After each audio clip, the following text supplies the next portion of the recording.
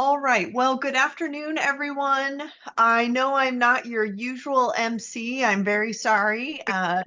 Dr. Brown is out of town, and so I am your MC for this afternoon. Welcome to our February YuZoom. Before we get too far into the meeting, just want to remind everybody that if you're not presenting or asking a question, I'm hopeful that you'll stay muted so that we can concentrate on the presentation ahead.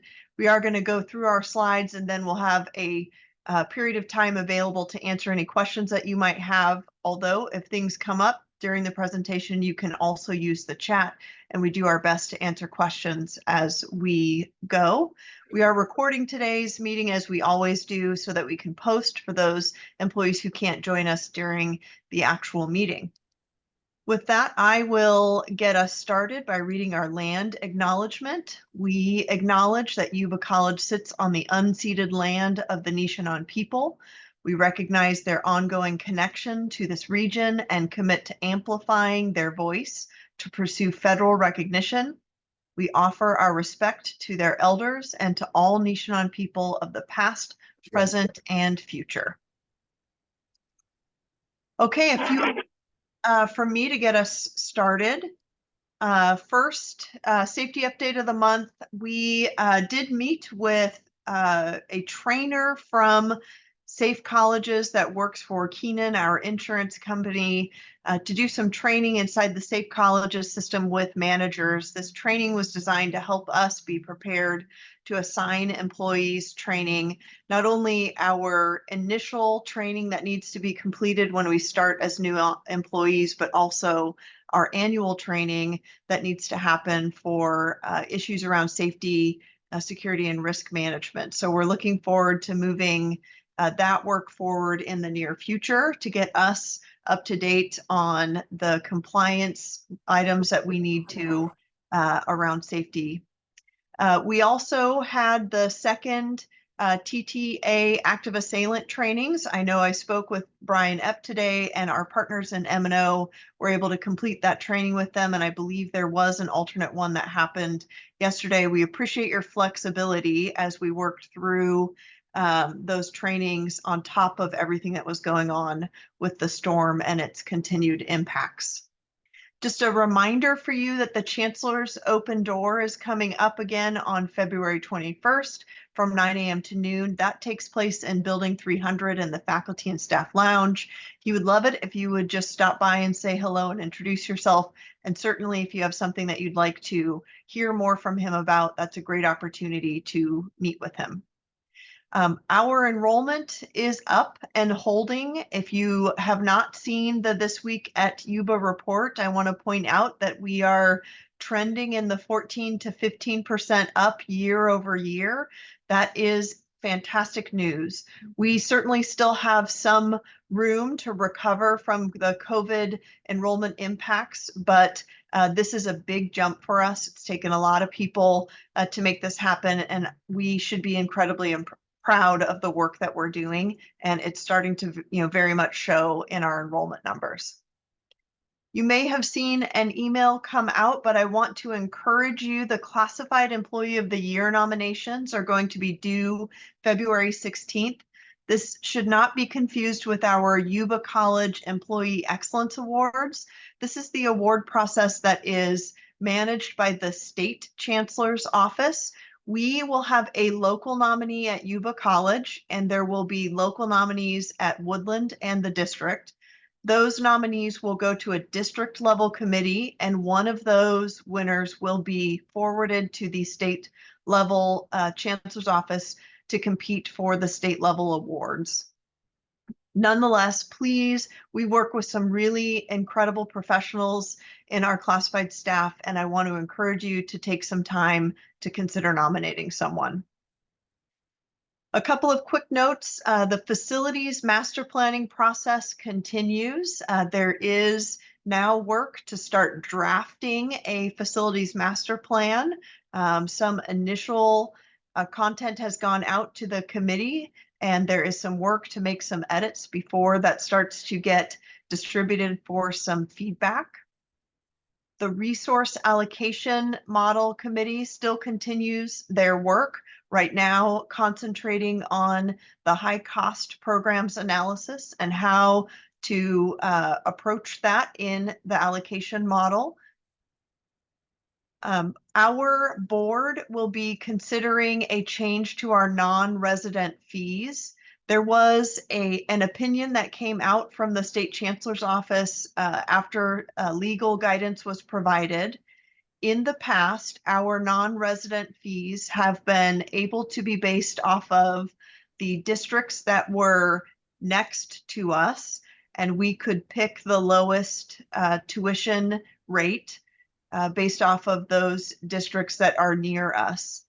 Unfortunately, that is no longer an option. And so we have to either choose the state average rate or our total cost rate for students.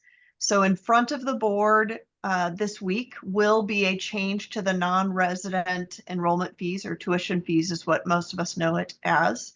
And it will be a significant increase in enrollment fees for our students. I believe the new rate will be in the $380 range. That's an 80% increase to the per credit cost for students. We know this is challenging, and so we are doing some work to ensure that we are looking at students who may have qualified as non-residents to implement some training and some functions that will do our very best to ensure that only students who are truly non-residents have to pay these fees moving forward. But I did want to draw your attention to that because it may be something that you see occurring very quickly.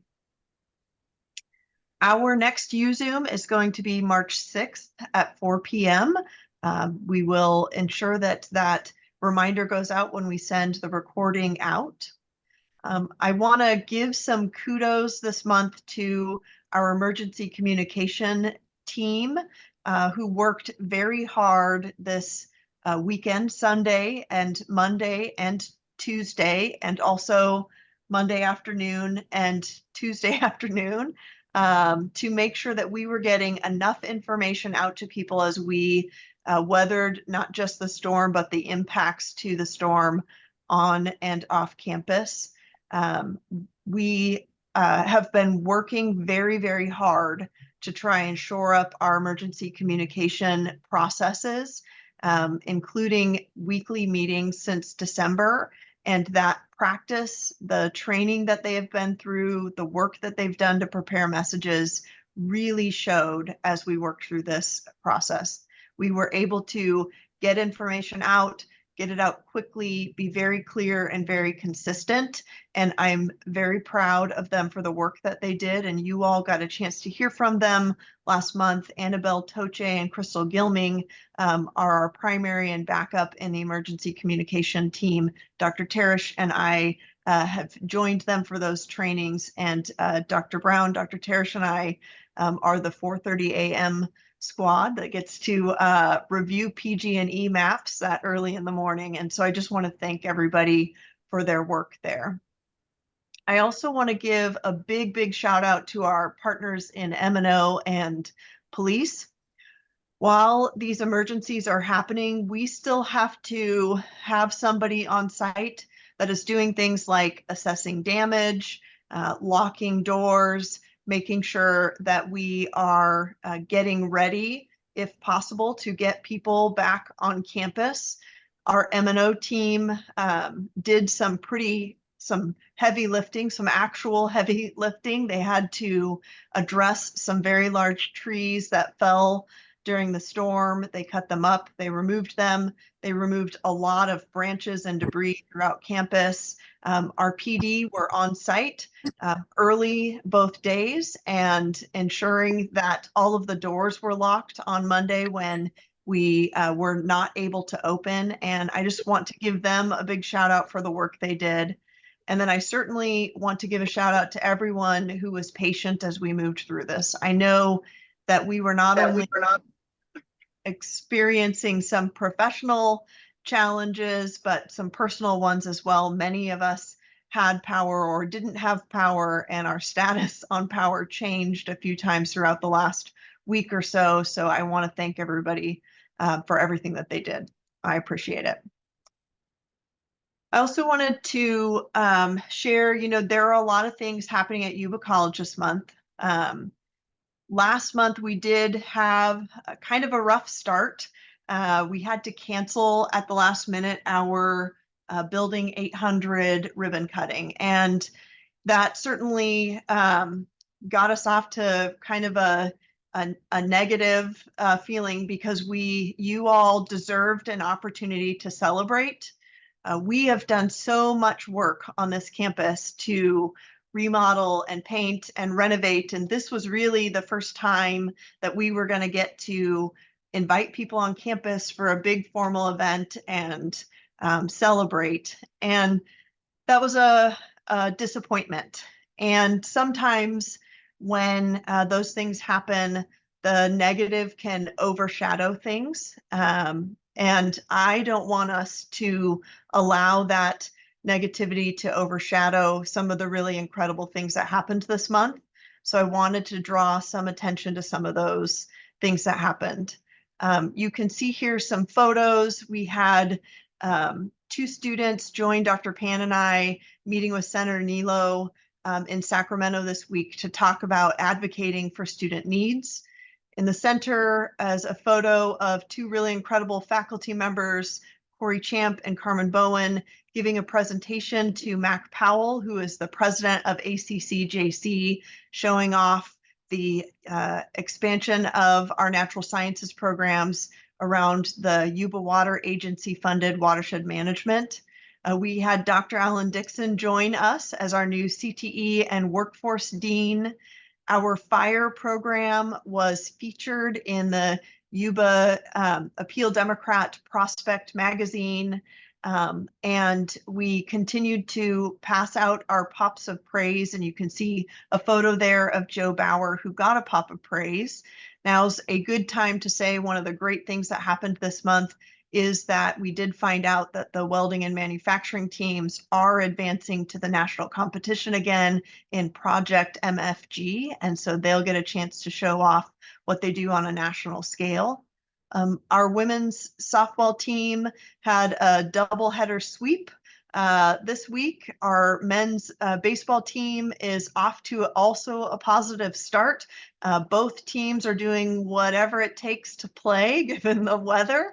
As you might imagine, nearly every field in the path of the atmospheric river has been a bit challenging to play on. We're just not really a rain kind of place, but they've been making it happen. Our basketball team remains in the lead in the BVC. They are doing exceptionally well. The women's basketball team also got a big win against Lassen, which is fantastic. They're seeing some positive things happen. And these are just some of the things that I can think of. And I know you all can think of a lot of other positive things that are happening. I want to ask or encourage you to drop those positive things in our chat box so that we can give you a thumbs up or a heart emoji or a celebration emoji, but also so that I can add those things to my list when I have a chance to share with the board some of the incredible work that we are doing here at Yuba College. But a lot going on, and I appreciate all of you for what you're doing to make those things happen. This month, February, is also African American Heritage Month or Black History Month. I have posted the link here for our Heritage Month's website and shared with you some of the events that are coming up in the next few weeks. There was a fantastic event today with a cooking demonstration, and you'll see that there are a lot more to come. Those events have been advertised not just in This Week at Yuba, but also on the website and through social media. If you've not had a chance to participate, certainly mark these down on your calendar, and I hope you will be able to attend one in the near future. And with that, we're going to transition to instruction updates, and I believe first is Christina Vanucci. Hello. So I have instructional updates for Arts and Education as well as our spotlight this month. And so I would like to highlight the work that's currently being done by our instructional designer and the DE committee. The DE committee is made up of 14 members, a couple administrators, Jeremy and myself, and then the bulk of the work being done by pretty much everyone else. And so I just want you to know who they are. We have Carrie Wassinger, Amber Kuykendall, Carrie Mellert, Josh Pittenger, Corey Champ, Kyle Mathis, Marcy Lang, Maris Wagner, Claire Eberhardt, Cassandra Doolin, and Paige Snesso. They take on just about everything related to what we are doing with the DE committee, and have had the honor of tackling some pretty interesting stuff related to FERPA and how we handle our classes online. So I thank them all for that work. Along with that, they provide mentorship and best practices. And that work comes also with our instructional designer, Cindy Sargent. And so thank you for all of the work she does. I've got two things up there. One is the accessibility virtual hike that she put together along with Betsy from Woodland. And what that was, for those of you who didn't have a chance to participate, it was gamifying accessibility training. And so the 30 or so faculty district-wide that participated got a pretty in-depth training on the different ways to make their Canvas shells accessible to all of our students. They produced midpoint awards for the students. They had medals for those that completed, and a bunch of different badges and things that they handed out along the way. It was really neat to see everything and to hear all of the work that was being done for that. That was in the fall. In the spring, we have coming up the Canvas Crawl, which is a showcase from different faculties' Canvas shells, allowing the participants to kind of crawl, that idea of a pub crawl, if anybody's familiar with that, through the showcase pages, collecting different ideas. They can also work with the mentors who have the pages to learn how they did the different things. The hope is that those people participating in the crawl will be able to take what they've learned and seen and add it or level up their own courses, allowing them to make revisions in the showcase and all of that. So we're really excited that they've put those things together. The other big thing, for those of you who don't know, Cindy has office hours and she meets tirelessly with faculty who come into our office or online and work through their Canvas shells and the different things to make their courses more accessible for the validation process. I do want to do a shout out. We had two individuals this semester that went through and completed the validation process.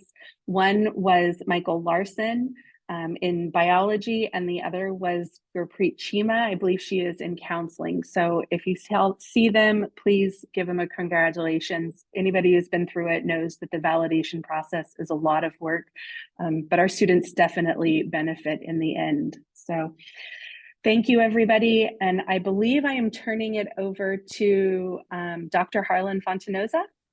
Yes. Hi, everyone.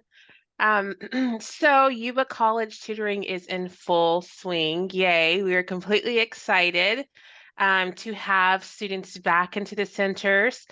We are in week 3, and we have had 383 requests for services so far. Compared to last fall this time, it was 352, and then last spring, a year ago, was 346. So it's nice to see that at the same point last year, from 346 to 383, that we are up. So we are available, just in case you're not aware, we are available, of course, in-person tutoring and online tutoring, and we can be found online by going to our Yuba College website and doing Yuba College resources and tutoring. If you have not had a class visit yet, please come and ask. We are happy to come and visit and share our resources with your classroom, or you can bring your class here.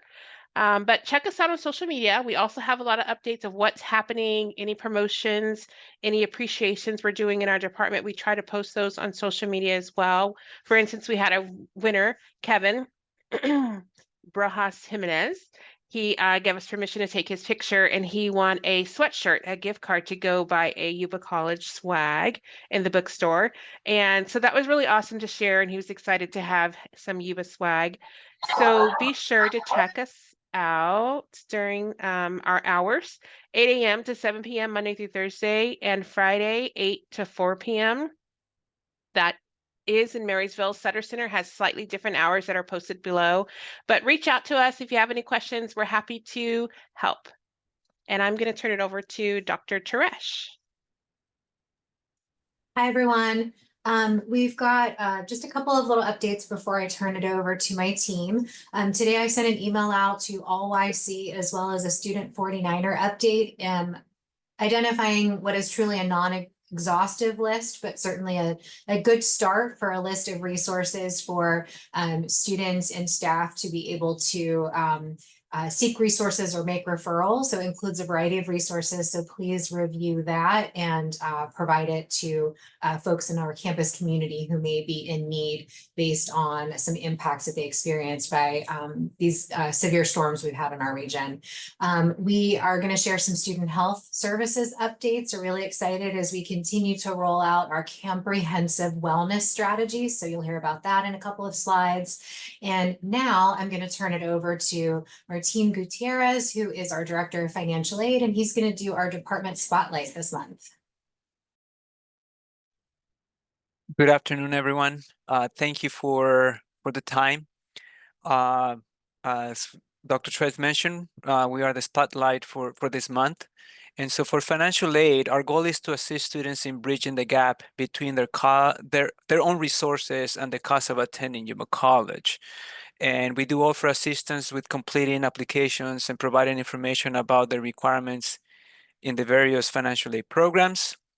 Some of the financial aid that we provide to students, we have federal grants, work study, state grants, the fee waiver, also known as the California College Promise Grant, and also outside and institutional scholarships.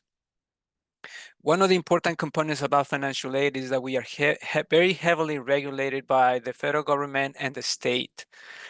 And those regulations, it's not just about financial aid, it's the whole institution. We do have a program participation agreement with the Department of Education. And these requirements also follow through the development of our academic programs, the matriculation process, processing financial aid applications, awarding and disbursing aid to students. So in another big component with these regulations is in financial aid, these regulations constantly change. And as you probably already know, we're going through a major change this spring semester. We're going through the FAFSA simplification. The FAFSA has changed, the application process has changed. And even though the Department of Ed has gone through a soft rollout of the 24-25 FAFSA, we are encountering issues as we assist students. And the financial aid team has put a lot of work into being trained. We have attended over 20 trainings since December all the way up to now to get up to date with how the FAFSA is changing and how that's affecting students. And even though we're not the experts because there's a lot of unforeseen situations at this point, we are ready and prepared to assist students, okay? And we'll helping students at this point. So now I want to provide like an overview of some of the things that we provide to our students, okay? The first thing is, and one of the priorities is to assist students complete the FAFSA or DREAM Act application. In collaboration with Outreach, we work every year in developing FAFSA and DREAM Act workshops. We develop those so that our current students can attend.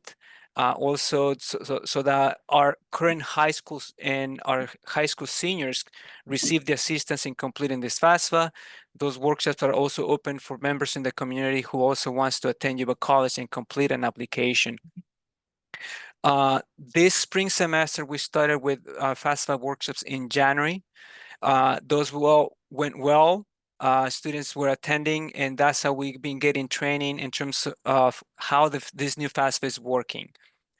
We do have this coming week, February 12th, is going to start with FAFSA workshops at the Sutter Center and also here at the Marysville campus. It's going to be almost for the entire day. We're going to be available for anyone who wants to come into those workshops and attend those.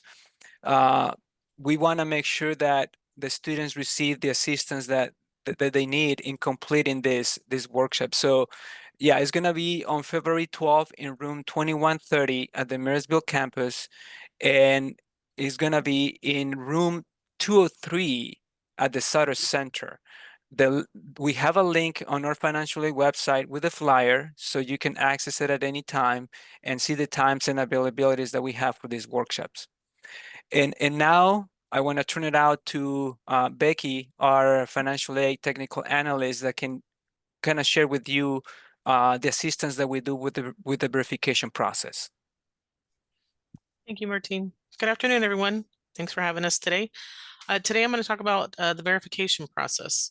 What that is when a student completes a FAFSA application, the Department of Education at times wants to verify the information a student may have input, whether it has to do with household size, income, that type of thing. And so with that, students are selected for verification. There's a notification sent to our system where we in turn send notifications to students that this needs to be verified. This could entail students needing to provide proof of tax information for themselves and or for parents. Again, as I said, it could be household size, it could be other things. And what this is doing is basically ensuring that the students are getting the maximum eligibility determination for them to receive aid, which could include the California College Promise. It can also include loans and or Pell Grant, and also a determination for eligibility for Cal Grant as well, and other state aid. And so with that verification process, students are randomly selected according to the Department of Education. However, there are times where students are selected every year, but again, it's supposed to be considered random according to the Department of Education. So with this, once we're able to complete it, then students will be notified, and then from there we can proceed with, them receiving their aid. So it is a little tedious at times. However, for students, it actually can benefit them. We have had students where we found where their information was entered incorrectly and they have become eligible through this process. But it is something that we've completed. For the 2022-23 year, we actually processed verification files for 616 students. For the current year in 23-24 so far, we have completed verification for 627 students. And again, those numbers are pretty comparable, but we'll see how things go with the next year coming in. But unfortunately, that's something we have to complete before students are able to receive their aid. And at this time, I'm going to turn it over to Ms. Sonia Diaz to talk about the financial aid appeals. Hi, everyone. I'm sorry, I forgot to move the video. So hope everybody's doing good. So I'm gonna talk about the appeals. As Mr. Gutierrez mentioned to you guys, we have to follow federal and state regulations. We have to monitor the students' progress. We review the pace, which has to be 70% progress in GPA 2.0 or higher. Also, we review the 150% rule. That means if the student reach the 90 units, unfortunately, the system put them on termination status. At the end of each term, fall, spring, and summer, all the standards are evaluated for every student enrolled in that term, or both terms basics and overall basis. Okay, a student must be enrolled in a provo, certificate, associate degree, or transfer program. Also must be taking courses toward completion at the program study or major. Some students get confused because we use program study, counseling department. I believe they use the word major. So, but that's the federal regulations states for program study. Also must choose an educational goal and be making progress toward that goal. Okay, the deadline for this spring semester appeals is April 26th or 27, 26, 27, I don't know, I'm not quite sure on that. And so far, I have reviewed for this school year 23-24, 349 appeals. Any question about it? No? Okay, so I'm going to ask Rosa to show follow up.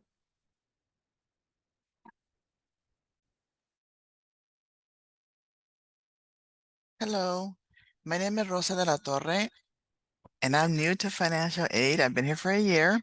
I'm going to talk about scholarships. So Yuba College promotes foundation scholarships, which are all internal. We also advertise external scholarships that are from independent organizations. We promote and advertise to the students, faculty, and all the high schools. We review applications for the completion to make sure they're all completed. We work with the foundation committees to select and award students. There were actually a total of like 445 applications processed during the 23-24 school year. And as of now, we have awarded the 23-24 school year, they awarded over $127,000 was awarded. And now I'm handing it off to Mr. Ryan to talk about student loans and federal work study.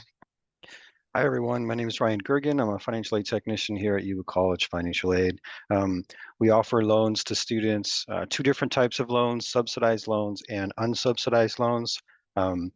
When we award students loans, we must ensure that the students understand their responsibility as borrowers. And that can go all the way from when they're here at Yuba College until they're well past Yuba College and they have that debt hanging over them. Students complete paperwork, and we have to ensure that the paperwork that they fill out for loans is filled out properly. We must also monitor the loan students to ensure that they are meeting their requirements to be still eligible for loans. We also have to make sure that we are below our default loan rate. Yuba College has a specific rate that we have to stay below so that we can still continue to give students loans. We also have federal work study. I'm in charge of the federal work study program. We are allotted around $215,000 per year. That goes to all the students at Yuba College. The federal work study program provides skills to students to get jobs in the future. And we provide jobs here to students on campus as well as off campus. Currently, we have around 100 federal work study students working here at Tutoring Center and counseling and financial aid and other different departments that are helping out our departments. We also have other students that are federal work study students that are working for Yuba College, but they are not being paid from the federal work study program. They might be paid out of other budgets. So that's kind of two of the things I wanted to talk about, loans as well as federal work study. Back to you, Martin. Yeah, can we go to the next slide? At this point, I want to recognize the immense work that the financial aid staff puts in assisting students, and also recognize the help from other departments, the staff from other departments that constantly reach out to financial aid with questions on how to assist students, and that definitely does assist students. And in this slide, I want to show you that during the 22-23 academic year, 3,501 students on unduplicated count receive assistance. That signifies over 12,000 individual awards that we process, for a total over $13 million that was dispersed in aid to students. So that happened during the 22-23 academic year. We're still processing aid for the 23-24, but we do anticipate that the numbers in terms of assistance to students will be much larger. And at this point, we'll be here for any questions at the end of the presentation. And now I'm gonna pass it to Marcy with DSPS. Good afternoon, everyone. I'm going to take this opportunity to make a quick disability accommodation awareness plug and talk about adaptive classroom furniture. One of the mandated accommodations that disability support programs are required to provide. So in practice, this means that DSPS places specialized furniture in classrooms for students with disabilities who need it. Examples include wheelchair accessible tables, padded and adjustable chairs, chairs with or without arms, and chairs with lumbar support. The furniture is generally needed for those with physical conditions involving shoulders or backs or necks or hips or arms or legs, but it can also be used to support those with conditions like migraines, neuropathy, or other health conditions by reducing pressure on specific target points or by supporting restorative posture. There may also be times when a chair is placed strategically in the classroom to provide a student with ADHD a space that is less prone to distraction, or to offer a location near an exit for a student with PTSD or severe claustrophobia or a social phobia that results in anxiety or fear from being in an enclosed space where escape is difficult. So there are many different scenarios for which a furniture accommodation might be put in place. And with all of this in mind, it's important that these items not be moved throughout the classroom. The furniture in use now is identified by a DSPS label, that yellow label and the white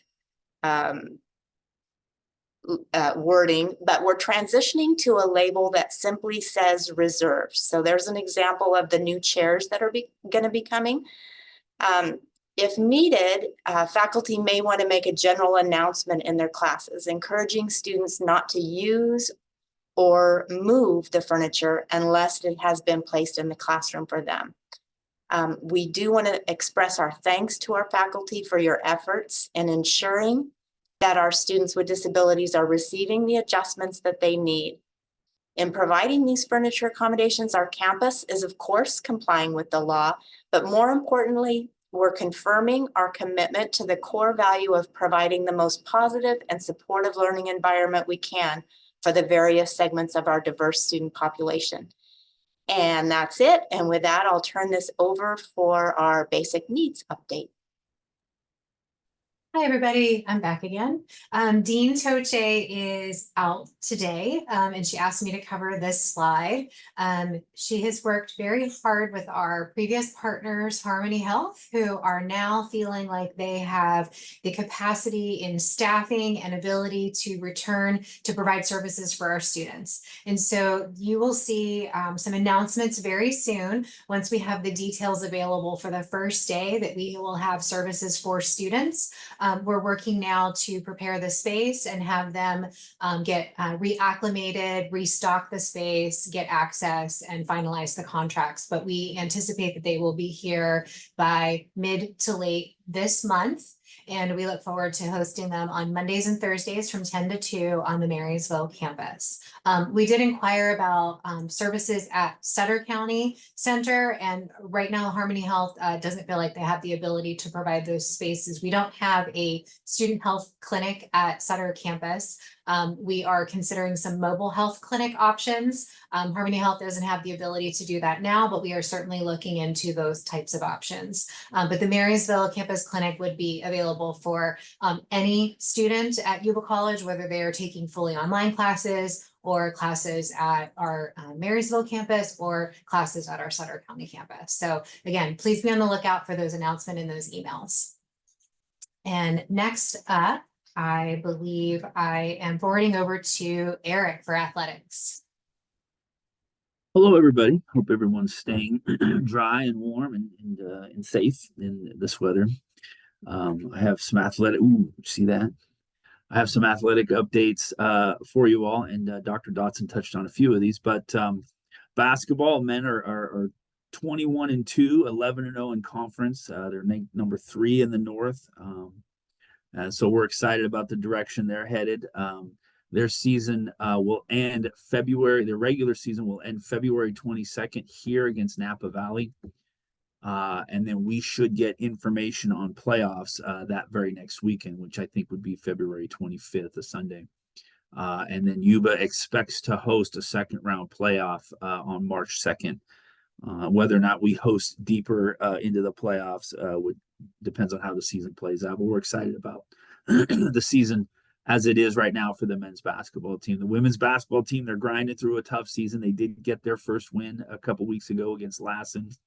But their schedule does mirror the men's schedule. So like tonight, we have men's and women's playing. Come out and watch us play. Come and support those women. Get more wins.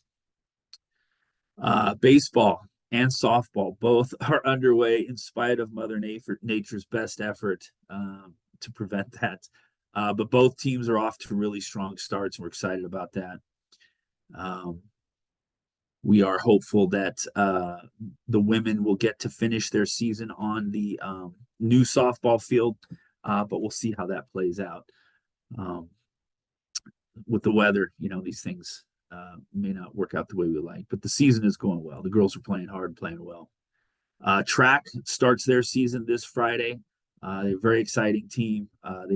Coach says he's got the fastest 4x100 relay team that schools maybe had, in, I don't know, however long he said, which is an exciting event in track and field. Of all the track and field events, the 4x100 is exciting, and we've got a really good fast team. Related to the weather and baseball and softball, track tends to participate regardless of the weather conditions, but I want to remind faculty about AP 4300 or 4300. That is an AP that outlines the conditions for field trips and excursions, and in this case, athletic away trips. Within that 4300 is a form that student athletes are to be using to inform their instructors that they will be missing class for an approved athletics activity. That 4300 also protects student athletes from penalty for participation or needing to miss a class for that activity, but that criteria only exists if they provide prior notice. So the student athletes should be proactive in communicating with you when they might miss a class. And that's communicated to the student athletes as well. The caveat to that, though, is that this time of year, the weather causes games and times to be changed.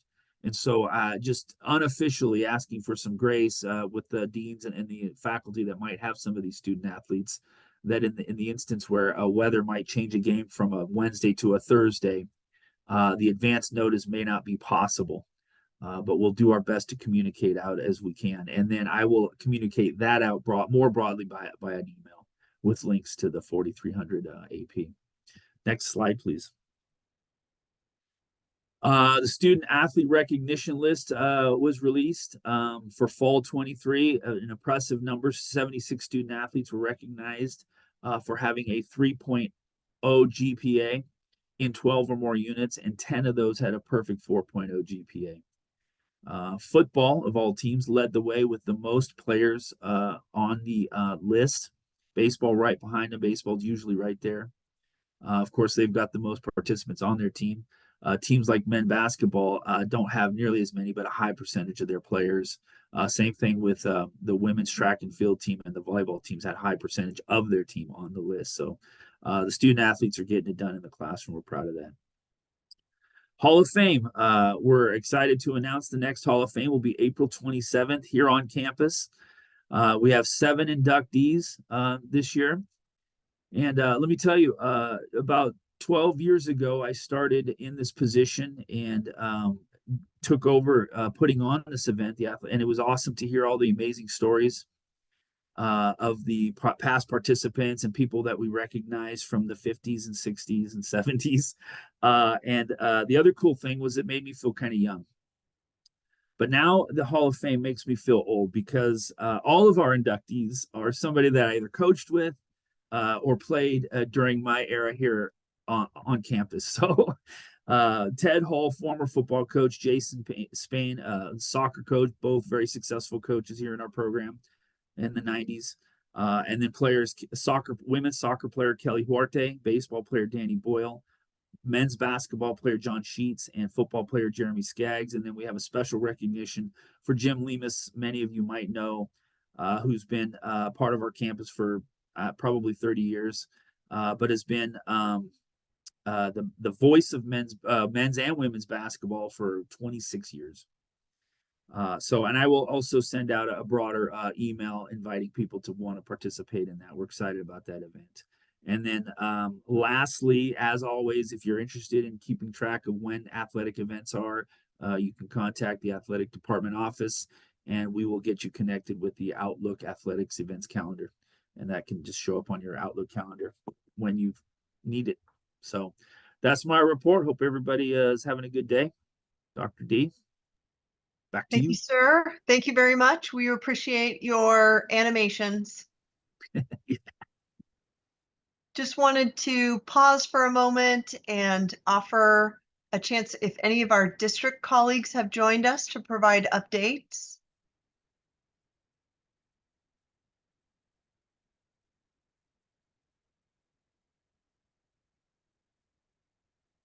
Okay. And pause for a moment and see if David from the bookstore was able to join us.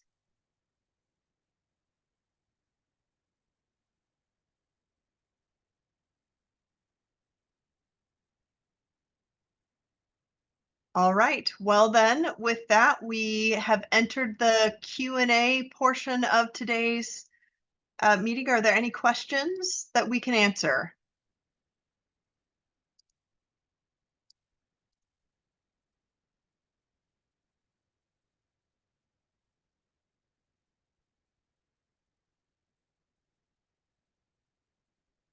All right, well then with that, that's the end of today's YuZoom meeting. I certainly want to thank all of you for being here.